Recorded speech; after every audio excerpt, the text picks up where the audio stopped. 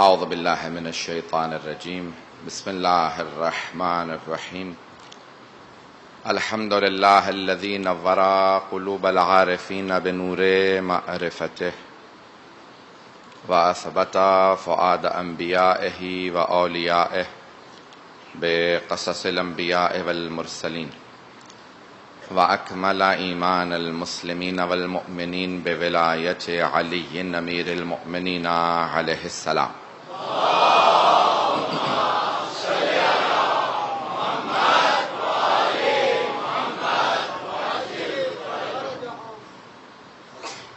والصلاة والسلام والتحية والإكرام على أفضل الموجودات العبد المؤيد والرسول المسدد المصطفى الامجد المحمود الاحمد اعنی ابا القاسم محمد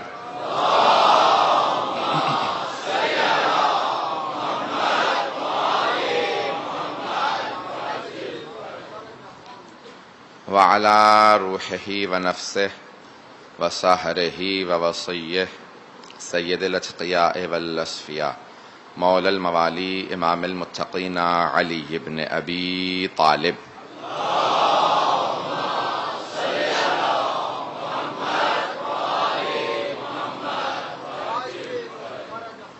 وعلی اوصیائہ لا سیما بقیۃ اللہ فی الارضین روحی وارواح العالمین لتراب مقدمہ الفدا واللعنة الدائمة على أعدائهم أجمعين من الآن إلى قيام يوم الدين. أما بعد فقد قال أبو عبد الله جعفر بن محمد الصادق عليه الصلاة والسلام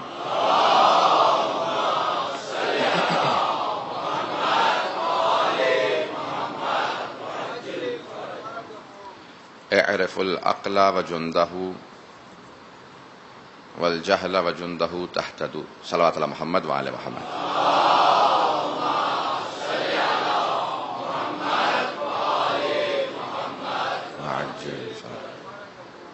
خداوند متعال نے اہل ایمان کو دعوت دی ہے کہ ہمیشہ عقل کو استعمال کریں.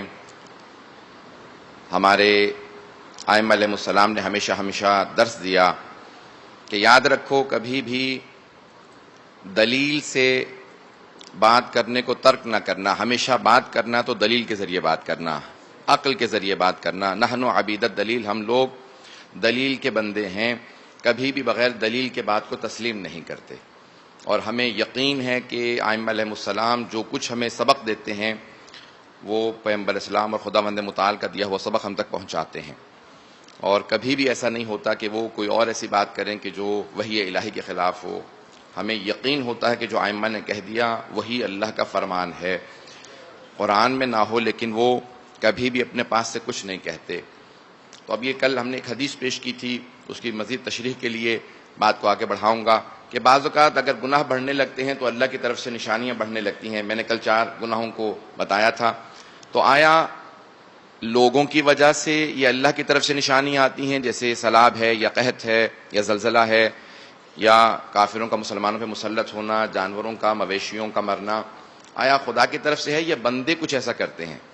انسان کچھ ایسا کرتا ہے جس کی وجہ سے اللہ کی طرف سے نشانیاں آتی ہیں. اللہ وما ربک بظلام للعبید، اے میرے رسول آپ کا رب کبھی بھی اپنے بندوں پہ ظلم نہیں کرتا. اللہ عادل ہے، رحمان و رحیم ہے، ظلم نہیں کرتا. ظلم میں اتنی طاقت ہی نہیں ہے کہ وہ خدا تک پہنچ سکے. اللہ ہمیشہ عدل سے کام لیتا ہے، کبھی ظلم نہیں کرتا. تو یہ سب کچھ کیوں ہوتا ہے؟ قرآن کی آیت ہے کہ اگر پوری دنیا میں جہاں پہ بھی دیکھو گے ظہر الفساد فی البر والبحر بما کسبت ایدی الناس، جو کچھ روئے زمین پہ، خشکی پہ اور سمندروں میں دیکھ رہے ہو جو فساد ہو رہا ہے، یہ سب کچھ انسانوں کا کیا دھرا ہے. ظہر الفساد فی البر والبحر بما کسبت ایدی الناس، جو کچھ بھی فساد ہے روئے زمین پہ اور سمندروں میں. پروردگارا ہم تو خشکی پہ رہتے ہیں، سمندروں میں رہتے ہی نہیں ہیں. شاید سمندروں کے اندر مچھلیاں ہوں یا اور کچھ ہوگا اور مخلوقات ہوں گی جو فساد پھیلا دیں. اللہ کہتے ہیں نہیں، یہ خالق کی زبان ہے. جو کچھ زمین پہ فساد نظر آتا ہے، چاہے خشکی پہ ہو، چاہے سمندر میں ہو، چاہے خشکی پہ ہو، بحر میں بر میں ہو یا بحر میں سمندر میں ہو، جو کچھ نظر آتا ہے اللہ کہتا ہے ما کسبت ایدی الناس، یہ انسانوں کا کیا ہوا ہے، اس کے اندر کسی اور مخلوق کا کوئی دخل ہے ہی نہیں. حتیٰ وہ جو درندے ہیں، چاہے مگرمچھ ہو، چاہے بھیڑیا ہو، کوئی بھی ہو، وہ ظالم نہیں ہے، اپنی فطرت کے تقاضوں کے مطابق چلتے ہیں. یہ انسان ہے جو ہر جگہ پہ فساد پھیلاتا ہے. اب چاہے اسلحے بنا رہے ہوں، چاہے نہ جانے جتنے بھی کلائمیٹ کنٹرول کرنے کی باتیں کر رہے ہوں، جو کچھ آج دنیا میں نظر آ رہا ہے یہ انسان کا کیا دھرا ہے، جس کی وجہ سے زلزلے آتے ہیں. بحث یہ ہے، توجہ ہے لوگوں کی میرے ساتھ. اب بحث یہ ہے کہ چند افراد ایسے کام کرتے ہیں، چند افراد ہیں، چند حکومتیں ہیں، یا چند گروہ ہیں جو اسلحے بناتے ہیں یا فتنہ فساد پھیلاتے ہیں، لیکن جب سزا آتی ہے تو سب اس کے اندر پس جاتے ہیں. زلزلہ آئے گا تو یہ نہیں دیکھ کے آتا کہ وہ کسی ایک فرد کو، ایک گروہ کو نقصان پہنچائے. سیلاب آتا ہے تو ایک فرد کو نہیں دیکھتا.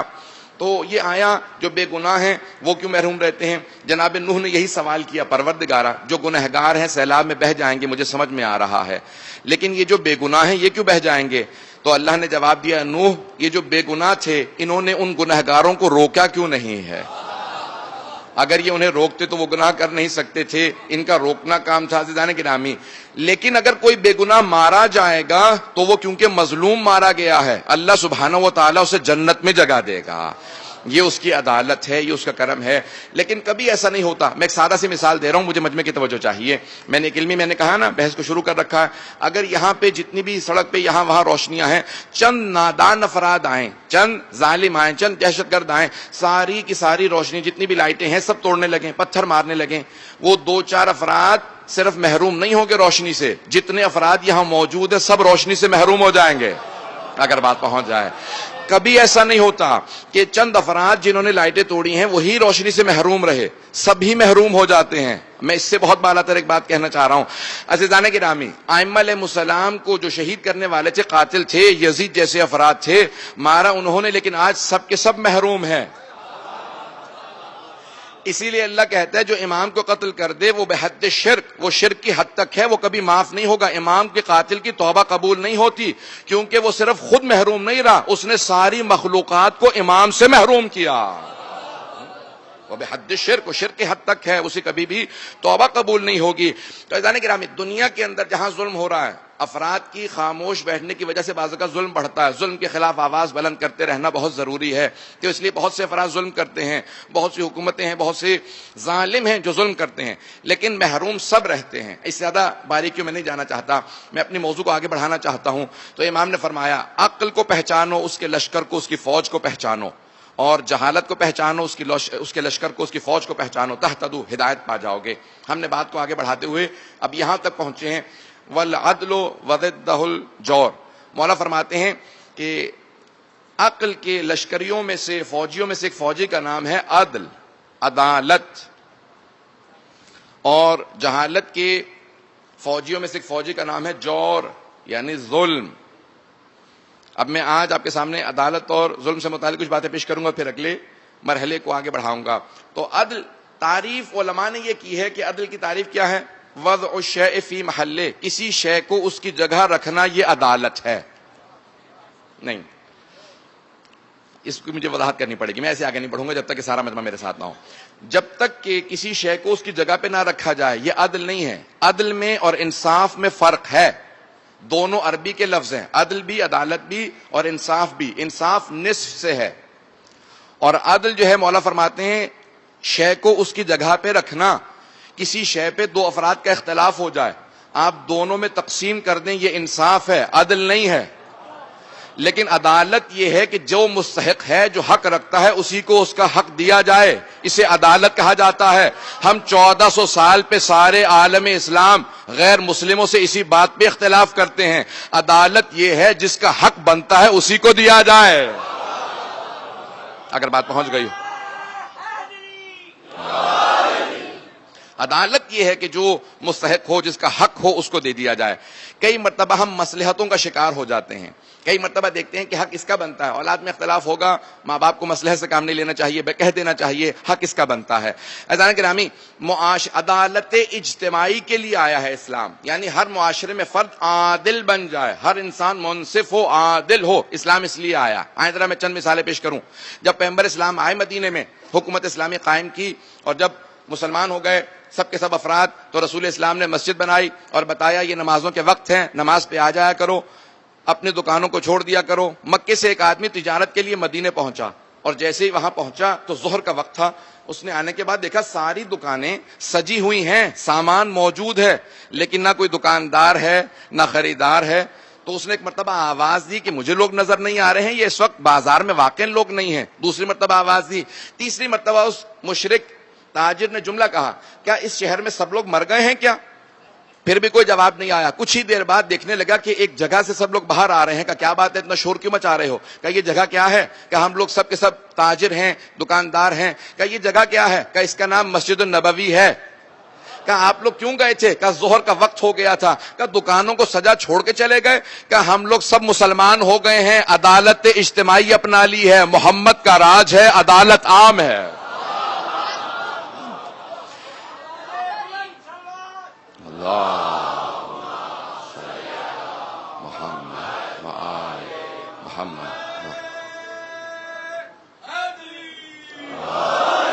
توجہ ہے دیدانے کی راہ میں، کا رسول اسلام کا راج ہے، محمد مصطفیٰ صلی اللہ علیہ وسلم کا راج ہے، اس لیے عدالت قائم ہے، کسی کو بھی کوئی خوف نہیں، کوئی ڈر نہیں ہے، ہمیں کبھی بھی کوئی۔ عزیزان گرامی، اب یہ پوری بحث کی گئی ہے، آیا اسلام کے جتنے قوانین ہیں یہ تخویفی ہیں یا اجرائی ہیں؟ دو عربی کی اصطلاحات استعمال کی ہیں، تھوڑی سی وضاحت کروں گا۔ تخویفی یعنی خوف دلانے کے لیے ہیں یا واقعاً عملی ہیں؟ آیا کہا جاتا ہے ہاتھ کاٹ دیا جائے، لیکن البتہ ایسا نہیں کہ کوئی چیز یہاں رکھی ہے کوئی اٹھا کے لے گیا، چوری ہے لیکن ہاتھ نہیں کاٹ سکتے، تالا توڑے، شرائط ہیں اس کی، یہ گناہ کرے گا تو ایسی سزا ملے گی۔ آیا یہ اجرائی ہیں، ان پہ عمل درآمد کرانا لازمی ہے یا نہیں؟ خوف دلانے کے لیے ہیں۔ علماء کا نظریہ یہ ہے کہ اللہ نے اتنے سخت احکام اس لیے بھیجے ہیں تاکہ لوگوں کو خوف دلایا جائے، لوگ گناہ کی طرف جائیں ہی مت، نہ یہ کہ عمل کیا جائے۔ مولا کے پاس اگر آ کے بھی کوئی کہتا تھا تو مولا کہتے تھے کیوں بتا چوری کیوں کی؟ ایک نوجوان نے چوری کی تھی، کہ گھر میں کھانے کو نہیں تھا، مولا نے کہا سزا دوں گا، ہاتھ نہیں کاٹوں گا، کیونکہ تو نے مجبوری میں چوری کی ہے۔ گناہ پھر بھی ہے، پتہ نہیں توجہ ہے یا نہیں، گناہ پھر بھی ہے، لیکن ہاتھ کاٹنے کے لیے مولا نے کہا کہ نہیں، عدالت علوی یہ ہے کہ ہاتھ نہ کاٹا جائے، تم میری حکومت میں ہے۔ ایک مرتبہ بیت المال کے خازن کو آواز دی کہ میری طرف سے جس مجبوری میں اس نے چوری کی ہے اس مجبوری کو دور کیا جائے، اس کے بعد تقاضا کیا جائے چوری نہ کرنا۔ یہ عدالت اسلام ہے، یہ عدالت علوی ہے۔ میں صرف ایک واقعہ تاکہ مجھے توجہ نوجوانوں کی مل جائے پیش کروں گا، آگے بڑھ جاؤں گا۔ پیغمبر اسلام کی حدیث ہے یدی و ید علی فی العدالت سوا، میرا اور علی کا ہاتھ عدالت میں ایک سا ہے۔ بہت بڑا جملہ، بہت بڑا جملہ ہے پیغمبر اسلام کا۔ فرماتے ہیں حدیث نبوی ہے کہ میرا اور علی کا ہاتھ عدالت میں ایک سا، بالکل ایک ہے، کہیں پہ بھی اونچ نیچ نہیں ہوگی، جو فیصلہ میں کروں گا وہی علی کریں گے۔ تو جناب سلمان فارسی جناب ختمی مرتبت کے پاس گئے، دیکھا پیغمبر اسلام کھجور کھا رہے ہیں، کہا یا رسول اللہ کچھ مجھے بھی عطا کیجئے۔ پیغمبر نے بغیر گنے کھجور اٹھائے، جناب سلمان کے ہاتھوں پہ رکھے، وہیں جناب سلمان نے گنے 9 کھجور تھے۔ فوراً جناب امیر کے پاس گئے، وہ بھی کھجور کھا رہے تھے، کہا کہ یا علی آپ بھی کچھ عطا کیجئے کھجور، میں آپ کے پاس سے خرمے لینے کے لیے آیا ہوں۔ مولا نے ایک مرتبہ ہاتھ سے بغیر گنے کچھ خرمے اٹھائے، جناب سلمان کے ہاتھ پہ رکھے، جناب سلمان گننے لگے۔ مولا نے کہا سلمان گن کیا رہے ہو؟ اگر پیغمبر نے 9 سے زیادہ دیے ہوتے میں بھی 9 سے زیادہ عطا کرتا۔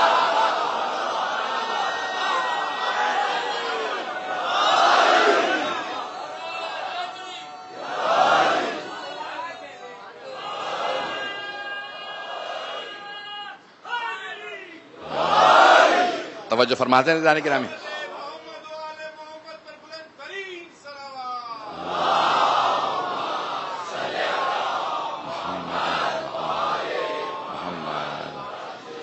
غور فرماتے ہیں جانے کے نامی۔ عدالت کے لیے اسلام آیا ہے، عدالت اجتماعی کے لیے۔ عدالت کیا ہے؟ کہ انسان کبھی اپنی آنکھ سے بھی کسی پہ ظلم نہ کرے۔ جملے کو سنیں گے ضائع نہ کیجیے گا، میں جانتا ہوں شاید آج نہ ملے لیکن میں اس جملے کو لازماً پیش کروں گا۔ مولا فرماتے ہیں کبھی اپنی آنکھ سے بھی کسی پہ ظلم نہ کرنا۔ کہ مولا ہاتھ سے تو ظلم ہو سکتا ہے کہ انسان تجاوز کرے، کسی کو مارے پیٹے، زبان سے بھی ظلم کر سکتا ہے کہ کہ انسان کو ایسی بات کہہ دے کہ جو اگلے کو ناگوار گزرے اس کا دل ٹوٹ جائے. یہ آنکھ سے کیسے ظلم ہو سکتا ہے؟ توجہ ہے عزیزان کرام؟ کہ مولا آنکھ سے کیسے ظلم ہو سکتا ہے؟ کہ جب بعض اوقات آنکھیں نکال کے کسی کو دیکھتے ہو, کس کو دیکھتے ہو؟ جو کمزور ہوتا ہے. کمزور کو آنکھیں نکال کے دیکھنا یہ بھی ظلم ہے. اللہ اکبر, میری لاکھوں روپے قربان ہو. حضرت امیر علیہ السلام کے جملے کتنے گہرے ہیں. مولا فرماتے ہیں آنکھوں سے بھی انسان ظلم کر سکتا ہے. کہا کہ عدالت اس لیے آئی ہے کہ انسان کبھی کسی پہ ظلم نہ کرے. اللہ اکبر, کبھی ظلم نہ کرے. کہ ہم کبھی جانور پہ بھی ظلم نہیں کرتے. کہا کہ مولا کو مثال دیجئے. کہا کہ ایک چیونٹی گندم کے دانے کو اٹھاتی ہے, اس میں سے آٹا کھا کے چھلکے کو پھینکنے کی نیت کر لیتی ہے. اس سے پہلے کہ وہ چیونٹی خود اپنے منہ سے چھلکا پھینکے, مجھ علی کے دامن پہ اتنا داغ نہیں دکھا سکتے کہ اس کے پھینکنے سے پہلے میں اس کے منہ سے نکال لوں. بہت بڑا جملہ ہے مولا کا. میں جب سوچتا ہوں رونگٹے کھڑے ہو جاتے ہیں. عدالت علوی یہ ہے. اگر توجہ ہوگی میرے ساتھ, دو چار جملے فضائل کے بھی پیش کروں گا. آپ کی محبتوں کی نظر کر رہا ہوں, نوجوان دیکھتا ہوں. عزیزان گرامی, یہ عدالت امیر المؤمنین ہے. کسی بھی طرح سے علم میں عدالت, گھر میں عدالت, بچوں کے ساتھ عدالت, یہ اتنا دنیا کا نظام جناب امیر علیہ السلام کے ہاتھ میں. لیکن ایسا نہیں تھا کہ آپ کے اپنے بچوں کا حق ضائع ہو رہا تھا. آپ اپنے بچوں کا بھی حق ادا کر رہے ہیں. یہاں تک کہ اگر کوئی غلام ہے تو اس کا بھی حق ہے. میں ایک جملہ پیش کر رہا ہوں, آپ نے واقعہ ہزاروں مرتبہ سنا ہوگا, بچے بچے کے ذہن میں واقعہ ہوگا کہ جناب امیر کے پاس دو کپڑے ہیں, یعنی جو سلوانے تھے, کرتے سلوانے تھے. جناب قمبر کے ساتھ موجود ہیں جو غلام ہیں.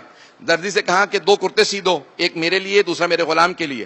تو درزی نے پوچھا کہ یہ ایک کپڑا بہت قیمتی ہے, دوسرا بہت سادہ ہے, سستا ہے, تو مولا یہ بتائیے یا علی کہ یہ مہنگا والا کپڑا کس کے لیے کرتا سی دوں اور جو سستا والا کپڑا ہے وہ کس کے لیے؟ تو جناب قمبر نے کہا یہ کس قسم کا سوال ہے؟ یہ آقا ہیں, یہ مولا ہیں, یہ علی ہیں. مہنگا والا ان کے لیے, سستا والا میں غلام ہوں میرے لیے. مولا نے کہا نہیں, اس کی باتوں میں مت آنا, یہ جوان ہے, میں بزرگ ہو گیا.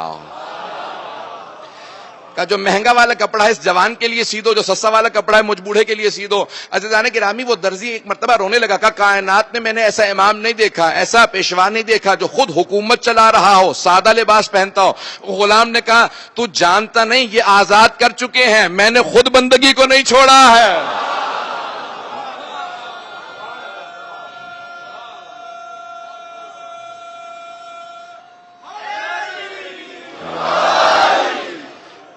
یہ مجھے یار, میں جانتا ہوں مجمع بہت بہت دور تک ہے, ایک کنارے کی آواز دوسرے سرے تک نہیں پہنچ سکتی. پروردگار جناب سیدہ کا سایہ اسی طرح سے قائم و دائم رہے کہ جس طرح سے عقیدتوں سے محبتوں سے آپ تشریف لا رہے ہیں. جناب امیر علیہ السلام, کسی کی اپنی حکومت ہو, عدالت ایسی ہے. میں آج اگر عدالت امیر المؤمنین سے متعلق پیش کروں چند جملے.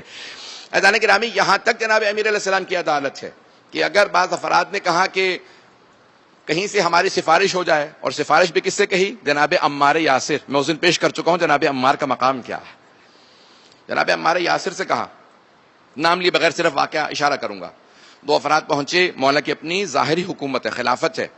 کہا عمار, سنا ہے کوفے اور بصرے کا بھی کوئی گورنر نہیں بنا. کہا بالکل صحیح سنا ہے, کوفہ بہت بڑا اہم شہر تھا, بصرہ بھی. کہا تو پھر ذرا ایک مرتبہ علی سے سفارش کر دو, ہم دونوں خدمت کے لیے حاضر ہیں, مجھے گورنر لگا دیں کوفے کا, اس کو بصرے کا. کہا جانتے ہو مولا جھوٹی سفارش پسند نہیں کرتے. کہا جھوٹی سفارش کیا ہوگی, تم دل سے کہنا. کہا دل سے تو تب کہوں گا جب میں تمہیں مستحق سمجھوں گا. پتہ نہیں توجہ ہے یا نہیں. صرف مولا ایسے نہیں ہیں, انہوں نے اپنے غلاموں کو اتنا تربیت کر دیا, غلام بھی سمجھتے ہیں آقا کا مزاج کیسا. اللہ اکبر. یہ جناب امیر ہے. کہا کہ اچھا چلو تم کسی طرح سے علی تک رسائی کروا دو, ہم پہنچ جائیں. کہا ٹھیک ہے. دو بہت بڑے بڑے جلیل القدر نام ہیں, تو دونوں نے کہا کہ ٹھیک ہے, ہمیں کسی طرح سے دسترخوان پہ مہلت دے دو, موقع دے دو, علی کے دسترخوان پہ پہنچ جائیں. تو انہوں نے, جناب عمار مولا کی بارگاہ میں تھے, کہا مولا دو مہمان ہیں, کھانے کا وقت ہے, اگر کہیں تو بلا لوں. مولا نے کہا بلا لو. میرے ہاں جب بھی کوئی آئے, مانگنے کے لیے نہ بھی آئے, کھانے کے لیے آئے, جس طرح سے بھی آئے, علی کا دسترخوان سب کے لیے ہے. لیکن ایسا دسترخوان ہے کہ روٹی سادہ ہے, جو عاشق ہوگا صرف وہی خشک روٹی کھائے گا. پتہ نہیں بات پہنچا پایا ہوں یا نہیں. بھئی وہ شام والوں کے دسترخوان تھے جہاں لذیذ لذیذ کھانے تھے, جو عاشق علی ہوتا تھا وہی خشک روٹی کے لیے آیا کرتا تھا. ایک مرتبہ کہا کہ بلا لو, آ جائیں. دونوں آئے. جیسے پہنچے تو کہا کہ یا علی, ہمیں آپ سے بہت خصوصی بہت اہم بات کرنی ہے. مولا نے کہا پہلے یہ بتاؤ ذاتی گفتگو ہے یا حکومت کے معاملات ہیں؟ نئی بات کو پہنچا پایا. ذاتی گفتگو ہے, پرسنل بات ہے, یہ حکومت کے معاملات ہیں. تو ان میں سے ایک نے کہا فرق کیا پڑتا ہے؟ مولانا نے کہا نہیں فرق پڑتا ہے. یہ جو چراغ جل رہا ہے نا, یہ حکومت کے پیسوں سے جل رہا ہے. اگر حکومت کے معاملات ہیں تو بات کر سکتے ہو, لیکن اگر ذاتی گفتگو کرنے آئے ہو تو اس کو بجھا کے ذاتی پیسوں کا چراغ جلاؤں گا. بس یہ جملہ سننا تھا. ان میں سے ایک نے کہا اٹھو چلو واپس چلتے ہیں. کہا ابھی تو ہم نے بات ہی نہیں کی. کہا تجھے ابھی بھی سمجھ میں نہیں آیا؟ جو چراغ پہ کمپرومائز نہ کرے وہ عہدوں پہ کیسے؟ یہ علی توجہ ہے ذہن.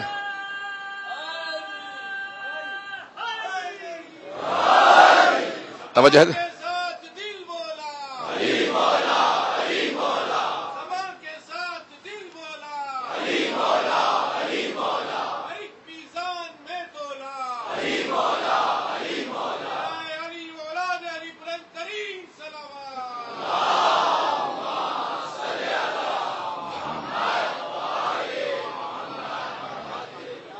آپ نے اندازہ لگایا علی کیا ہے, علی کون ہے؟ عزیزان گرامی, عدالت علوی پوری دنیا آج دم بخود ہے کہ اس طرح سے کیسے فیصلے کیے جا سکتے ہیں. کچھ تو بہت خارق العادہ صرف معجزاتی فیصلے ہیں, میں ان کی طرف نہیں جا رہا. میں وہ جو بالکل سادہ سادہ فیصلے ہیں انہیں پیش کر رہا ہوں. جب ان میں اتنا کمال ہے تو اب سوچئے کتنی با کمال ہستی ہیں امیر المؤمنین. عزیزان گرامی, اب کتنے ہی مولا نے فیصلے کیے ہیں کہ جہاں پہ عدالت علوی کا اندازہ ہوتا ہے. کتنی باریکیاں جناب امیر علیہ السلام کی زندگی میں. میں ایک واقعے کو پیش کرنا چاہتا ہوں کہ جس سے بہت سے اور پہلو بھی اجاگر ہوتے ہیں. اگر توجہ ہوگی میرے ساتھ عزیزان گرامی, جناب امیر کے لیے باواز بلند صلوات پڑھیں گے.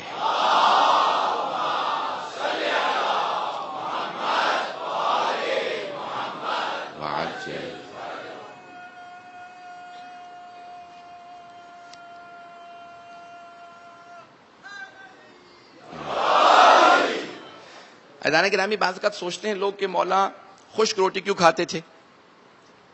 جو کی روٹی کھاتے تھے, خشک روٹی, وہ بھی پانی میں اتنی خشک ہو جاتی تھی کہ چب نہیں سکتی تھی جب تک گیلا نہ کیا جائے. پانی میں اسے تر کرتے تھے. کیوں؟ پیش کرنا چاہ رہا ہوں, اگر سننا پسند فرمایا گیا.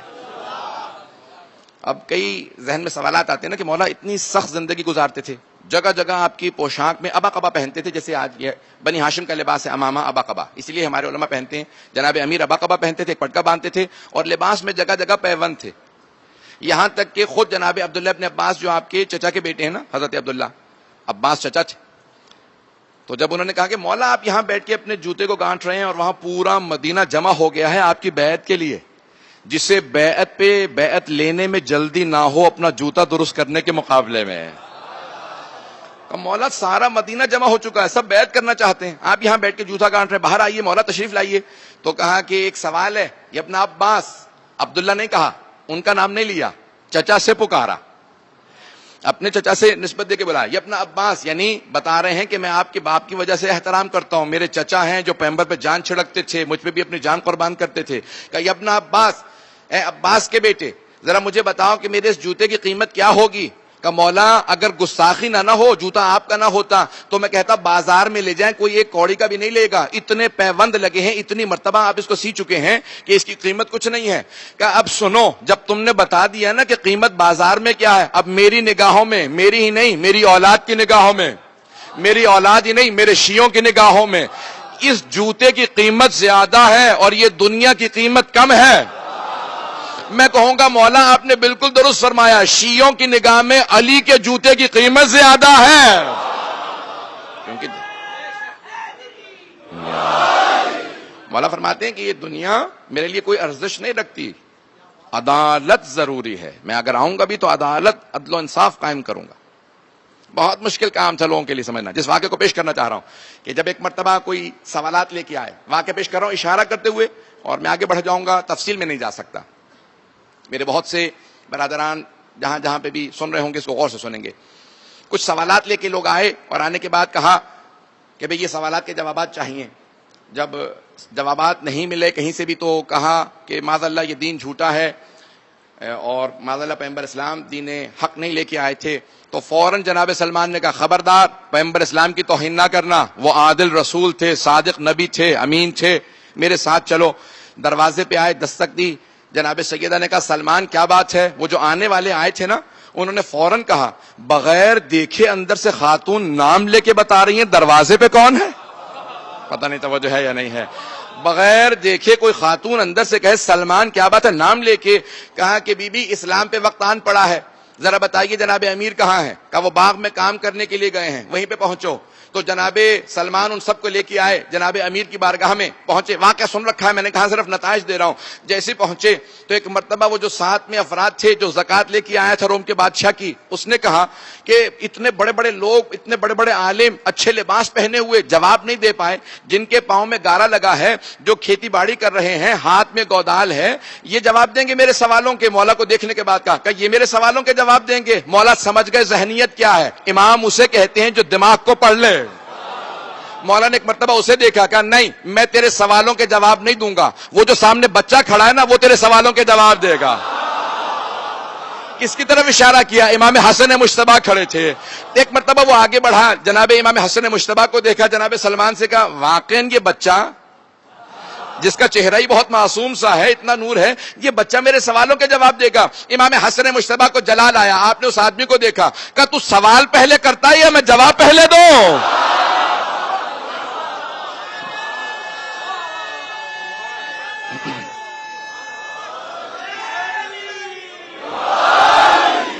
توجہ ہے جانے کے. جب ایک مرتبہ امام حسن مجتبیٰ نے تفصیل سے سوالوں کے جواب دیے، میں نے کیوں واقعہ سنایا ہے؟ آپ نے واقعہ تو سن رکھا ہے، نتیجہ میں آج پیش کرنا چاہتا ہوں. جب ایک مرتبہ اس نے سب سوالوں کے جواب پا لیے نا، تو ایک مرتبہ اسی آدمی نے پلٹ کے کہا کہ آج کے بعد سے برخوردار آپ کو، آپ کے بابا کو ان کھیتوں میں کام نہیں کرنا پڑے گا، اس باغ میں یہ درخت لگانے نہیں پڑیں گے، میں اتنی زکوٰۃ لے کے آیا ہوں، اونٹوں پہ سونا لدا ہوا ہے. اب ایک مرتبہ امام حسن مجتبیٰ نے اسے دیکھا، پھر اپنے بابا کی طرف دیکھا، جناب امیر کی طرف دیکھا، کہ بابا کیا حکم ہے؟ کہ بیٹا حسن مجتبیٰ مدینے میں تمام فقراء غرباء کے درمیان میں یہ زکوٰۃ بانٹ آئیے. امام حسن مجتبیٰ گئے، واپس آئے، وہ ابھی تک متحیر و پریشان، کہ مجھے کچھ سمجھ میں نہیں آ رہا. جناب سلمان سے کہا کہ مجھے کچھ سمجھ میں نہیں آ رہا، ایک آدمی کو اتنی دولت مل جائے، اتنا سونا مل جائے، وہ پھر بھی باغ میں کام کرنے کو ترجیح دے، فقراء میں پیسہ بانٹ دے. نہ باپ سمجھ میں آیا نہ بیٹا. امام حسن مجتبیٰ نے پلٹ کے کہا کہ تو سمجھ بھی نہیں سکتا، یہ مظہر العجائب ہے. کہ میں تجھے سمجھاتا ہوں میرے بابا کون ہے. کہ میرے بابا مجبوراً باغ میں کام نہیں کر رہے، اختیاراً کام کر رہے ہیں. یہ خشک روٹی، یہ سادہ لباس، یہ زکوٰۃ سب میں دے دینا، مجبور نہیں ہے. یہ سب کچھ جانتے ہیں لیکن اپنے لیے زندگی مشکل بناتے ہیں، دوسروں کی مجبوری سے فائدہ نہیں اٹھاتے. اسے عدالت کہا جاتا. یہ عدالت.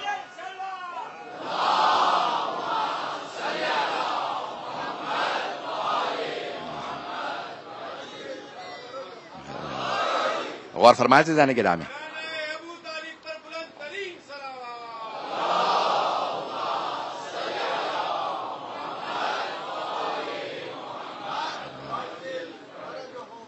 اذان گرامی، یہ عدالت علوی ہے. مولا جتنا جو سب سے غریب آدمی ہوتا تھا اس کے معیار کے حساب سے رہا کرتے تھے، کہ کبھی یہ کوئی نہ کہے کہ میں حکومت و ولایت علوی میں تھا لیکن بہت نادر تھا، بہت پریشان تھا، بہت غریب تھا. امیر المؤمنین اس انداز سے تمام افراد جتنے بھی آپ کی رعایا تھے، آپ کی حکومت میں یا آپ کی ولایت میں تھے، انہیں سب کو احساس تھا یہ امیر المؤمنین ہے. اذان گرامی، اب اس کے مقابلے میں ہے جور، ظلم. یہ جہالت کی علامات میں سے ہے. میں اشارہ کرتے ہوئے آگے بڑھوں گا تو ساتھ دیں گے میرا کچھ دیر کے لیے. اور ظلم و جور شدید جو جس سے نفرت کا اظہار کیا اہل بیت نے، وہ ہے ظلم، جور. اور کبھی بھی کہا کہ ہمارا شیعہ ظلم نہ کرے. کسی بھی طرح کے ظلم کی مذمت آئی. اب باریکیوں میں نہیں جاؤں گا، لیکن سب سے پہلے انسان اپنے سے انصاف کرے، اپنے سے عدالت برتے. میری زندگی کا ایک حصہ عبادت کے لیے ہونا چاہیے، ایک حصہ کام کے لیے ہونا چاہیے، چاہے کم وقت ہو عبادت کے لیے، لیکن کچھ نہ کچھ عبادت کے لیے مجھے روزانہ ضرورت ہے. پھر میرے بچوں کو ضرورت ہے میں توجہ دوں. معاشرے کے اندر کسی کام کی اگر ضرورت ہے تو میں معاشرے کو وقت دوں. جس میں جتنی زیادہ صلاحیات ہوں گی اس کی ذمہ داریاں اتنی ہی زیادہ ہوں گی. یہ عدالت. ایک آدمی 5 مسائل جانتا ہے، ایک 50 مسائل جانتا ہے، ایک 500 مسائل جانتا ہے، ایک 5000 مسائل جانتا ہے. ان کی سب کی ذمہ داریاں الگ الگ ہیں. جو جتنے زیادہ مسائل جانتا ہے اس کی ذمہ داری اتنی ہی زیادہ ہے. پتہ نہیں میں نے بات پہنچا دی ہے یا نہیں پہنچا. جتنے انسان کی معلومات اس کی ذمہ داری اتنی زیادہ ہے. آج اس پاکستان میں ہماری ذمہ داری سب سے زیادہ ہے. اہل بیت کے ماننے والوں کی ذمہ داری سب سے زیادہ ہے. سید الشہداء کے ماننے والوں کی ذمہ داری سب سے زیادہ. کیوں؟ کیونکہ ہم حسین ابن علی علیہ السلام کے ماننے والے ہیں. ہمارا دعویٰ بہت بڑا ہے کہ ہم جناب سید الشہداء کو مانتے ہیں. اس لیے ہمارے پاس سے کبھی ظلم نہیں، ہماری طرف سے کبھی ظلم نہ ہو کسی پہ بھی. مولا فرماتے اس کے فوراً بعد کا جو مرحلہ ہے والرضا، اور مولا فرماتے ہیں وضدہ، یہ جو رضا ہے تسلیم سے بھی بالا تر ہے، اور اس کی ضد کیا ہے؟ السخط، وضدہ السخط. سین خے اور توئے. رضا راضی رہنا. اب سنیں گے اس مرحلے کو بھی 10-15 منٹ، اس کو بھی سن لیجئے. جناب سید الشہداء کے ماننے والے اب سنیں رضا کا مقام درجہ کیا ہے، اس کو میں پیش کرنا چاہتا ہوں. اور مقابلے میں ہے سخت. جناب سید سجاد نے دربار یزید میں جب خطبہ دیا ہے تو وہاں پہ جملے کہیں. جب آپ پہنچے دربار میں تو جمعے کا دن تھا 61 ہجری، اول سفر، پہلی سفر تھی 61 ہجری میں. جب آپ دربار شام پہنچے یزید کے دربار میں تو جو آدمی خطبہ دے رہا تھا وہ جناب امیر کا نام لے کے توہین کر رہا تھا. جناب سید سجاد نے جب اس کے بعد خطبہ دیا، اب تفصیل کا وقت نہیں ہے کیونکہ مولا کو خطبے سے روک دیا گیا تھا. گلے میں توق ہے، ہاتھوں میں ہتھکڑیاں ہیں، پاؤں میں بیڑیاں ہیں. میں مسائل پہ نہیں آیا لیکن تاریخ یہی ہے. تمام شیعہ سنی علماء نے، مورخین نے یہی لکھا کہ امام سجاد زنجیروں میں جکڑے ہوئے تھے. جب خطبے کے لیے کھڑے ہوتے تھے نا تو زنجیروں کو سنبھالتے تھے پھر کھڑے ہوتے تھے. توق اور زنجیریں اتنی تھی. تو امام کھڑے ہوئے خطبہ دینا چاہتے تھے. انہوں نے زنجیروں میں ہاتھ ڈالا کہ نہیں، آپ کو بولنے نہیں دیں گے، آپ قیدی ہیں. اب سمجھ میں آیا جناب زینب کبریٰ نے کیوں خطبہ دیا تھا سلام اللہ علیہ نے. میں اپنی بات پہنچا پا رہا ہوں یا نہیں پہنچا پا رہا. اب سمجھ میں آیا کیونکہ امام وقت کو روک دیا گیا تھا. جناب زینب مظلوم کے دفاع کے لیے خطبہ دے رہی تھی. یہ آپ نے اپنی والدہ جناب زہرا سے سیکھا تھا کہ جب امام وقت کو مجبور کر دیا جائے، بولنے نہ دیا جائے، ان کے اوپر ظلم کیا جائے، تو پھر امامت و ولایت کے دفاع میں خطبہ دینے کے لیے مستورات کو اجازت ہے. تو جناب زہرا نے اس وقت جناب زینب کبریٰ دیکھ رہی ہیں کہ امام وقت کو بولنے نہیں دے رہے، ظلم کر رہے ہیں کہ نہیں آپ بول نہیں سکتے. اب جناب زینب کبریٰ کھڑی ہو گئی. جب خطبہ دینے لگی، مجھے بی بی کے خطبے کو پیش نہیں کرنا، امام سجاد کے ایک جملے کو پیش کرنا. جب جناب زینب کبریٰ کھڑی ہوئی نا تو یزید نے کہا کہ بٹھا دو، ان کو بولنے مت دینا. تو تمام کا تمام جو دربار تھا وہ کھڑا ہو گیا. کہا کہ یزید یہ بوڑھی خاتون ہے، ہاتھوں میں رسیاں ہیں، قیدی ہیں، بال سفید ہیں، کمر ٹوٹی ہوئی ہے، یہ کیا کر سکتی ہیں؟ تیرا کیا بگاڑ دیں گی؟ بولنے دے. کہ تم نہیں جانتے یہ جس علی کی بیٹی ہے، ان کے گھرانے سے اگر کبھی بھی کوئی خطبہ دیتا ہے انقلاب برپا کر دیتا.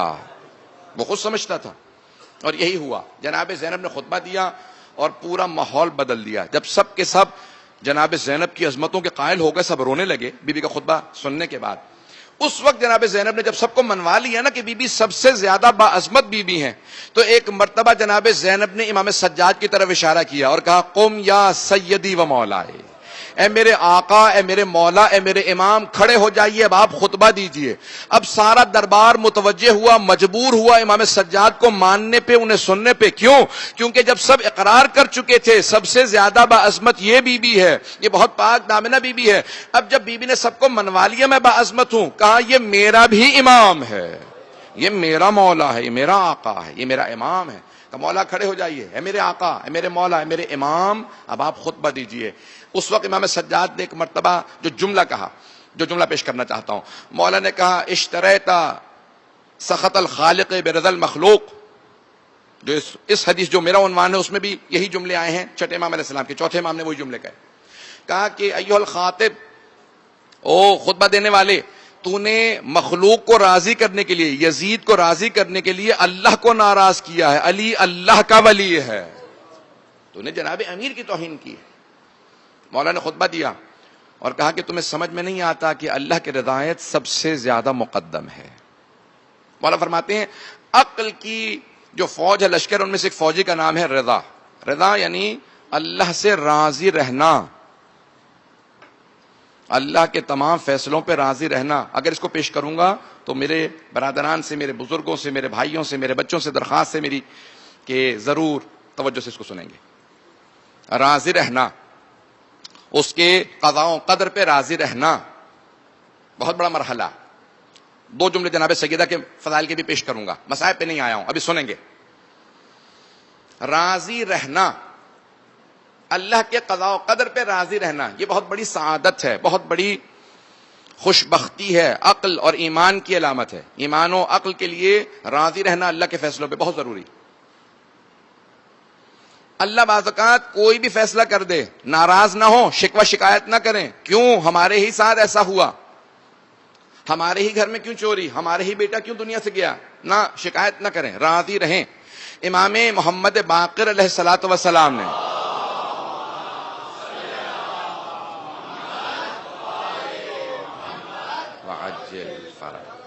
حضرت جابر ابن عبداللہ انصاری رضی اللہ عنہ سے سوال کیا، کہا ہے جابر کیف اصبحت، آپ نے کس حالت میں صبح کی ہے؟ تو آپ نے فرمایا کہ اب تو اتنا بوڑھا ہو چکا ہوں کہ مجھے بڑھاپا جوانی پہ زیادہ پسند ہے، بیماری صحت سے زیادہ پسند ہے، غربت دولت سے زیادہ پسند ہے. تو انہوں نے تمام پریشانیاں گنوا دی. مولا امام باقر علیہ السلام بچپنے میں تھے، بہت کم سن تھے، تو فوراً پلٹ کے کہا کہ رحمک اللہ، اللہ آپ پہ رحمت نازل کرے، لیکن ہم یہ نہیں کہتے کہ بیماری ہمیں صحت سے زیادہ پسند ہے، بڑھاپا جوانی سے زیادہ پسند ہے، غربت دولت سے. ہم کہتے ہیں جس حالت میں خدا راضی ہے ہم اس حالت پہ راضی ہیں. اگر وہ اولاد دینے پہ راضی ہے تو ہم اولاد کے ہونے پہ راضی ہیں، وہ اولاد واپس لینے پہ راضی ہے تو ہم اولاد کے خدا کے راہ میں دینے پہ راضی ہیں، وہ دولت دے کے راضی ہے تو ہم دولت کے ہونے پہ راضی، وہ دولت چھین کے راضی تو ہم دولت راہ خدا میں خرچ کرنے پہ راضی. پتہ نہیں توجہ ہے یا نہیں ہے میرے عزیزان گرامی. مولا فرماتے ہیں ہم اللہ کی رضا پہ راضی ہیں. اب آئیں جناب سید الشہداء کا یہی جملہ ہے، رضن بقضائہ و تسلیما لامرہ. پروردگارہ تسلیم یعنی قبول ہے تیرا ہر فیصلہ، لیکن راضی ہونا. دیکھیں بعض اوقات انسان قبول کر لیتا ہے، تسلیم سے بھی بالا تر درجہ رضا کا ہے، اللہ سے راضی رہنا. تسلیم یعنی قبول کر لینا، پروردگارہ تو نے فیصلہ کیا مجھے قبول ہے، تسلیم. لیکن رضا کا درجہ بہت بالا تر ہے.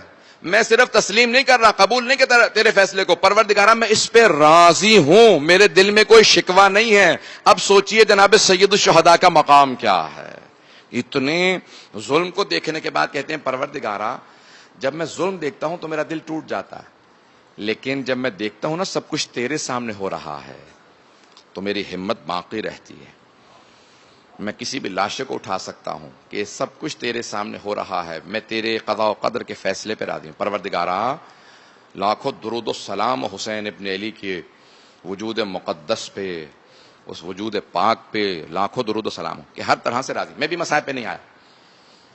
میں دیکھتا ہوں بعض اوقات انسان کی آنکھوں میں، عزاداروں کی آنکھوں میں آنسو آ جاتے ہیں، ایام بھی ایسے ہیں، لیکن جملے بھی میں پیش کر رہا ہوں سخت ہیں، لیکن سنیں گے کہ جناب سید الشہداء کس درجے پہ فائز.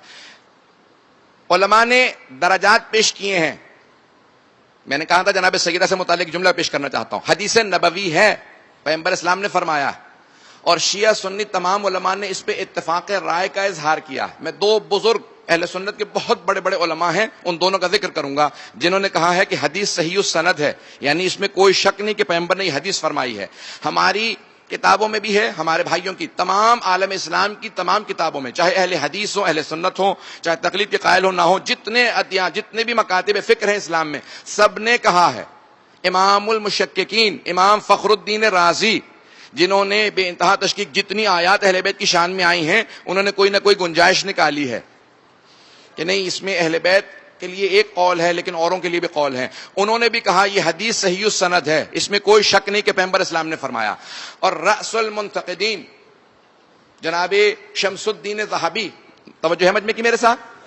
شمس الدین ذہبی جن کو رأس المنتقدین تنقید کرنے والوں کا سردار کہا جاتا ہے، علم رجال میں اور حدیث میں بہت بڑا نام ہے، انہوں نے بھی کہا جتنی بھی فضائل اہل بیت کی حدیث ہے انہوں نے کچھ نہ کچھ تنقید کی ہے، لیکن وہ بھی کہتے ہیں یہ حدیث صحیح السند ہے۔ پیغمبر اسلام نے فرمایا، کون سی حدیث ہے؟ پیش کر رہا ہوں کہ ان اللہ یغضب لغضب فاطمہ ویرضی لرضاہا، خدا فاطمہ کے غضبناک ہونے سے غضبناک ہوتا ہے، ان کے راضی ہونے سے راضی ہوتا ہے۔ اب میں سب سے سوال کروں گا، آپ سب نے لکھ تو دیا حدیث صحیح السند ہے، لیکن سمجھ میں بھی آیا لکھا کیا ہے؟ نہیں، مجھے مجمع کی توجہ چاہیے۔ میں چاہوں گا سارا مجمع میرے ساتھ توجہ سے اس جملے کو سنے گا۔ عزیزان گرامی، آیا سمجھا بھی ہے لکھا کیا ہے؟ کہ پیغمبر فرما رہے ہیں کہ خدا فاطمہ کے راضی ہونے سے راضی ہوتا ہے، غضبناک ہونے سے غضبناک ہوتا ہے۔ ہم جتنی کوشش کر لیں تو ہم کہتے ہیں پروردگار ہم سے راضی ہو جا۔ یہی صحابہ کا بھی درجہ ہے سب کا، کہ جو بھی اہل ایمان ہے وہ کوشش کرتے ہیں اللہ راضی ہو جائے، رضی اللہ عنہم بن جائیں، اللہ ہم سب سے راضی ہو جائے، نمازیں پڑھتے ہیں، عزاداری میں آتے ہیں کہ اللہ راضی ہو جائے۔ ایسا ہے یا نہیں ہے؟ میری تو کوشش ہے ہر انسان اللہ اس سے راضی ہو جائے۔ انبیاء کا درجہ یہ نہیں ہے، معصومین کا درجہ یہ نہیں ہے کہ وہ اللہ کو راضی کرنے کی کوشش کریں، وہ جانتے ہیں اس نے نبی بنایا ہے کیونکہ وہ راضی ہے، تبھی تو نبی بنایا۔ میں نہیں پہنچا پا رہا۔ غیر معصوم کا درجہ یہ ہے وہ اللہ کو راضی کرنے کی کوشش کرے، پروردگارہ تو راضی ہو جا۔ معصوم جانتا ہے وہ راضی ہے، تبھی تو اس نے عہدہ دیا ہے، تو وہ یہ کوشش نہیں کرتے کہ اسے راضی کریں، وہ جانتے ہیں اللہ راضی ہے، وہ کیا کوشش کرتے ہیں؟ وہ کہتے ہیں رضن بقضائی و تسلیما لامرے، تیری رضا میں ہم راضی رہیں۔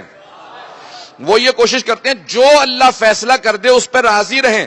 نہ پیغمبر اسلام پہلا درجہ جناب سیدہ کے لیے فرما رہے ہیں، نہ دوسرا درجہ فرما رہے ہیں، نہ یہ کہہ رہے ہیں کہ سیدہ اللہ کو راضی کرنے کی کوشش کرتی ہیں، نہ یہ کہہ رہے ہیں راضی بے رضا رہنے کی کوشش کرتی ہیں، بلکہ فرما رہے ہیں اللہ ان کے راضی ہونے سے راضی ہوتا ہے۔ تو اب جو رضی اللہ عنہ بننا چاہتا ہے فاطمہ کو راضی کر لے۔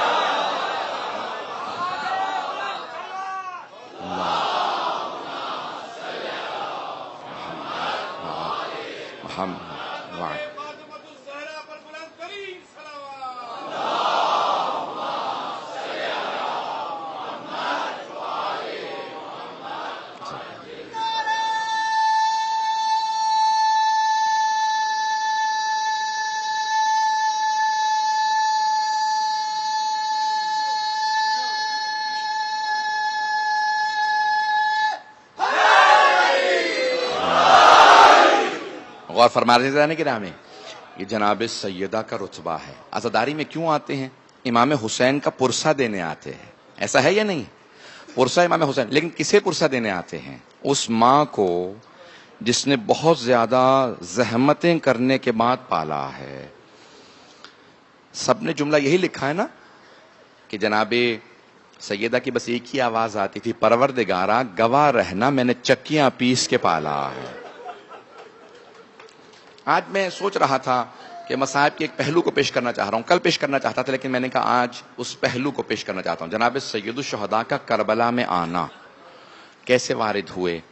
جب تشریف لائے تو میری سب سے درخواست ہے کہ آج کچھ دیر کے لیے محسوس کیجئے گا ذرا میرے ساتھ کہ ہم کربلا گئے ہیں، سید الشہداء تشریف لا رہے ہیں، ہم استقبال کے لیے قدموں کو چومنے کے لیے کھڑے ہیں۔ جب تشریف لائے تو مورخین نے لکھا ہے، روایات میں آیا ہے کہ سید الشہداء کی جو سواری ہے، جو جناب رسالت مآب کے سواری ہے، تو رک جاتی سواری، آپ کا زلجنہ آگے نہیں بڑھتا۔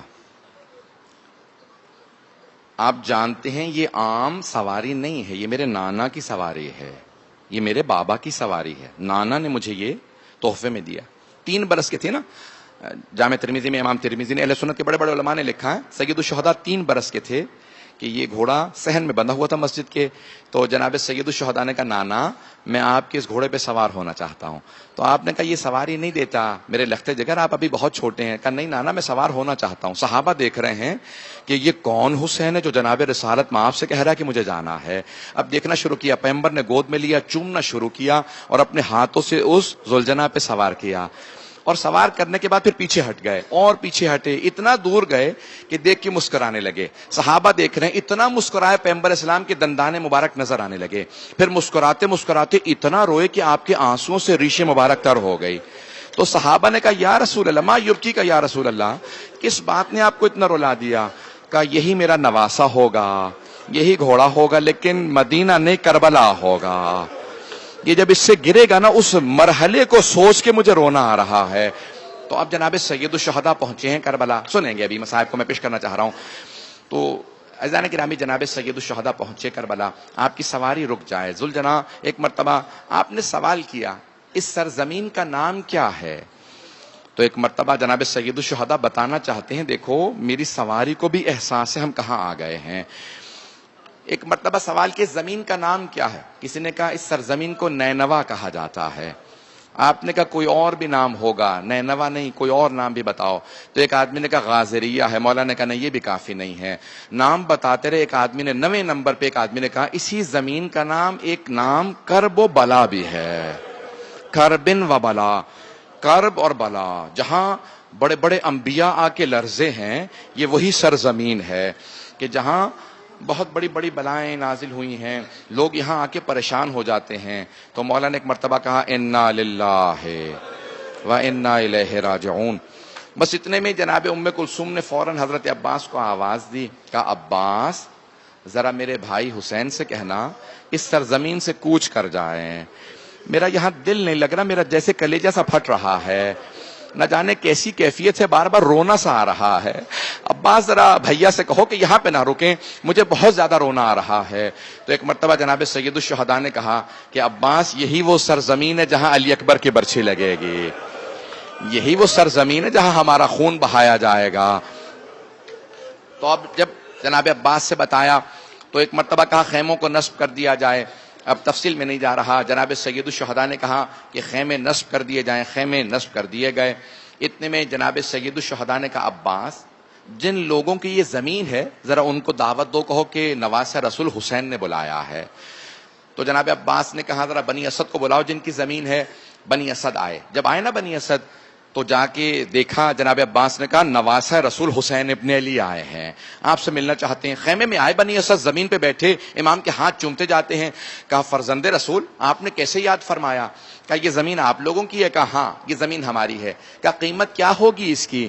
تو کہا کہ مولا آپ سوال کر رہے ہیں، بغیر قیمت کے رکھ لیجئے، یہ زمین آپ کی ہے۔ مولا نے کہا نہیں، میں حسین ہوں، رسول کا نواسہ ہوں، علی کا بیٹا ہوں، لوگوں سے کبھی بھی اس طرح سے زمین حاصل نہیں کرنا چاہتا، مجھے بتاؤ قیمت کیا ہے؟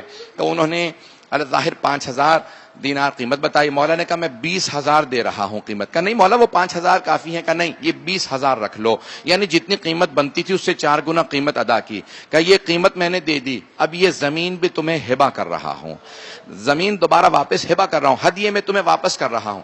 کہا مولا جب آپ نے زمین کی قیمت دے دی ہے تو زمین واپس کیوں کر رہے ہیں؟ کہا کیونکہ میرے تم سے 3 تقاضے ہیں، زمین رکھ لو لیکن 3 کام ضرور کر دینا۔ اب سنیں گے میرے ساتھ مصاحب کو، کہ زمین بھی تمہاری واپس دے رہا ہوں، پیسے بھی تم رکھ لو لیکن 3 کام کر دینا۔ کہ مولا فرمائیے آپ کا حکم، بغیر زمین کے بھی آپ حکم دے تو کام کریں گے؟ کہ نہیں سن لو، پہلا کام یہ کرنا ہمارے لاشیں دفنا دینا، ہمارے لاشیں دفنا دینا، ہمارے لاشیں اس طرح سے پڑے نہ رہیں، کہیں علی اصغر کا لاشا دھوپ میں نہ پڑا رہے، کہیں علی اکبر کا قاسم کے ان کے لاشیں دھوپ میں نہ پڑے رہیں۔ کہا مولا اگر کافر بھی مر جائے تو دفنانا واجب ہے، ہم تو مسلمان ہیں، آپ ہمارے نبی کے نواسے ہیں، یہ کیسی آپ نے سفارش کی ہے؟ کہ نہیں بس میری بات یاد رکھنا، ہمارے لاشیں دفنا دینا۔ مولا آپ نے کہا 3 باتیں ہیں۔ مولا دوسری بات کیا ہے؟ کہ اگر میرا کوئی زائر آئے نا اور پوچھے حسین کی قبر کہاں ہے تو قبر کا نشان ضرور بتا دینا، میرے زائرین کو قبروں کے نشان بتا دینا، بتانا یہاں حسین کی قبر ہے، بتانا یہاں علی اکبر کی قبر ہے، قبروں کے نشان۔ کہ مولا تیسرا کام کیا ہے؟ اب ذرا میں دیکھتا ہوں کہ کون سی آنکھ نہیں روئے گی۔ تیسرا جملہ سنیں گے، میں ہاتھ جوڑ کے پیش کروں گا، اگر دیکھ سکے میری طرف تو دیکھیے گا۔ میرے مولا نے ایک مرتبہ کہا، مولا کی آنکھوں میں آنسو آئے، کہا دیکھو میں نواسہ رسول ہوں، میں علی کا بیٹا ہوں، ایک بات یاد رکھنا اگر میرا کوئی زائر آئے نا بہت غریب ہو، جس کے پاس کھانے پینے کو نہ ہو، اسے 3 دن مہمان رکھنا، اسے کھانا ضرور کھلانا، اسے پانی ضرور پلانا، میرے زائر کو بھوکا نہ رہنے دینا۔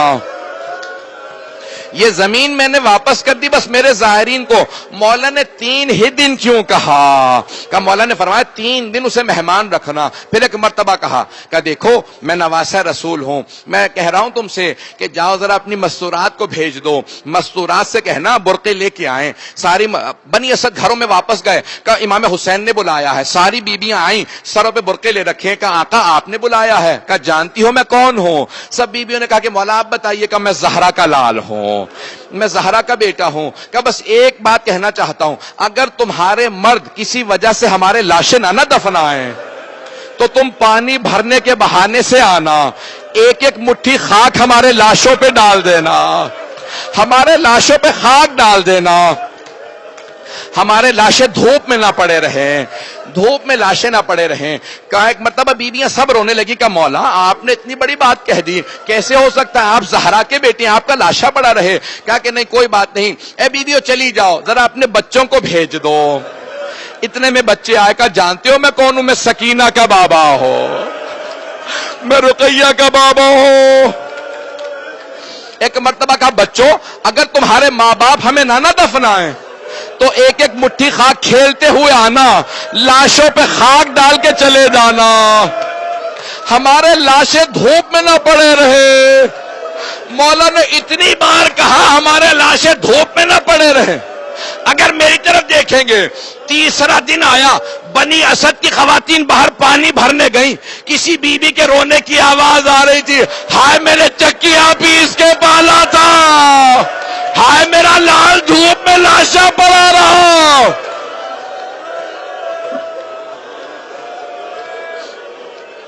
اجرکم اللہ, اجرکم اللہ. میں تمام کر دیتا. سنیں گے چند جملے میں.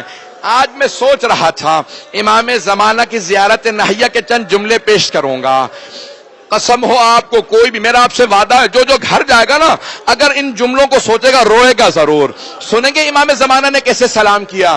کہتے ہیں میرا سلام ہو میرے اس جد حسین پہ جس کی دائیں طرف کی پسلیاں بائیں پسلیوں سے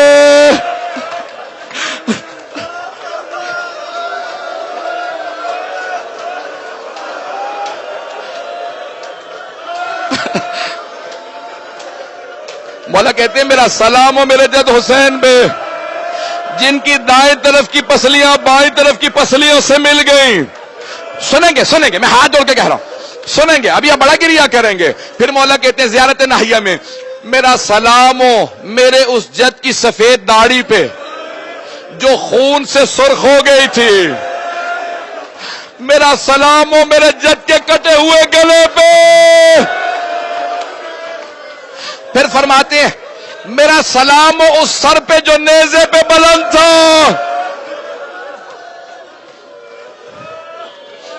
سنیں گے, میں بھی سخت جملے کہنے والا ہوں, مجھے معاف کر دیں. سنیں گے جملہ. مولا فرماتے ہیں میرا سلام ہو اس بے کس مظلوم پہ جو اسیروں میں سب سے بڑا مظلوم تھا, جس کے گلے میں توق تھا. پھر مولا فرماتے ہیں میرا سلام ہو اس معصومہ بچی پہ. نہیں سنیں گے, برداشت نہیں کر پا رہے. اولاد والا جملہ سنیے گا, امام زمانہ کی زیارت نہیہ کا جملہ. مولا فرماتے ہیں میرا سلام ہو اس مظلومہ معصومہ بچی پہ, چھوٹی سی بچی پہ جس کے رخساروں کا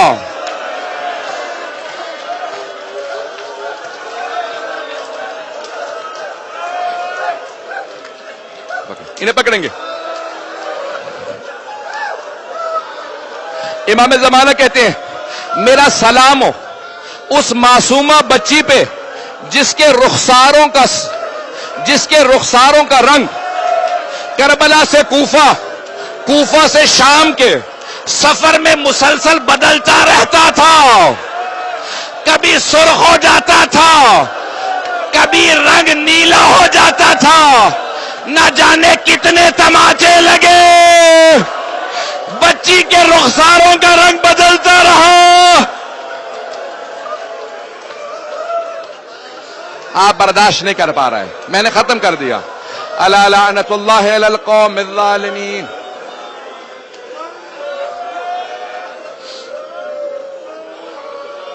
وَسَيَعْلَمُ الَّذِينَ ظَلَمُوا أَيَّ مُنْقَلَبٍ يَنْقَلِبُونَ.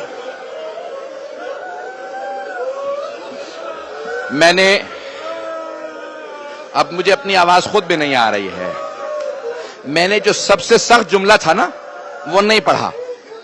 میں نے زیارت ناہیہ کا جو سب سے سخت جملہ ہے نا وہ پڑھا ہی نہیں. آپ برداشت نہیں کر پا رہے. ایک جملہ کہوں گا, وہاں پہ وہ کہتے منع کریں نہ پڑھیں. میری طرف دیکھیے گا, میری طرف دیکھیے گا, میری طرف دیکھیے گا. انہیں سنبھالیں, سنبھالیں, انہیں پکڑیں. اب میری طرف دیکھیے گا, سنیں کہ آخری جملہ پیش کر رہا ہوں. امام زمانہ فرماتے ہیں, میری طرف دیکھیے گا, امام زمانہ زیارت ناہیہ میں کہتے ہیں میرا سلام ہو میرے جد حسین پہ اس حالت میں جب شمر سینے پہ سوار تھا. آخذ بلحیت, ریش مبارک کو پکڑ رکھا تھا.